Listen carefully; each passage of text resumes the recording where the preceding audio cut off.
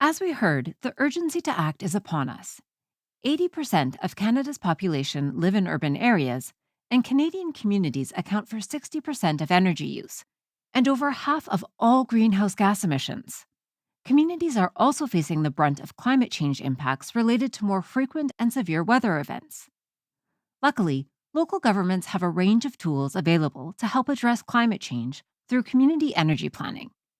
Let's turn our attention to how cities can take the lead in mitigating climate change by hearing from some local experts.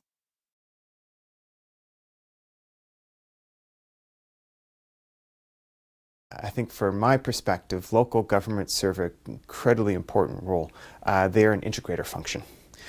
Community energy planning, by its very nature, engages actively with a wide range of different stakeholders in any community, and that can be any size community, anywhere in terms of population, but also in terms of location.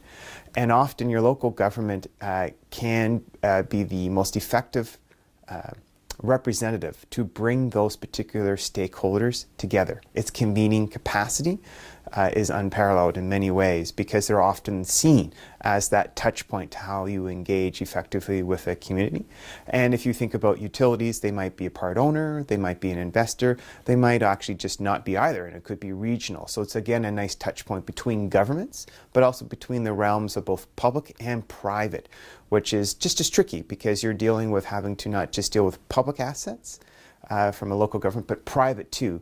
And their first touch point again is with a local government. So they're quite an enabler function at the end of the day.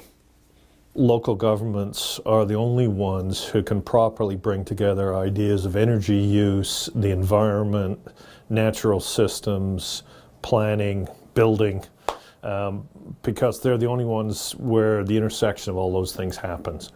So if you think about the future of a city or a town, which is the job of the local government, you have to think about how people are going to live from the perspective of employment, how they're going to live from the perspective of energy, how they're going to live from their relationship with the natural environment, parks and so forth, public health, exercise, all sorts of issues. But it's only in a municipal government where those questions all come together. So it's really important that they have the ability to take the leadership on those issues as well.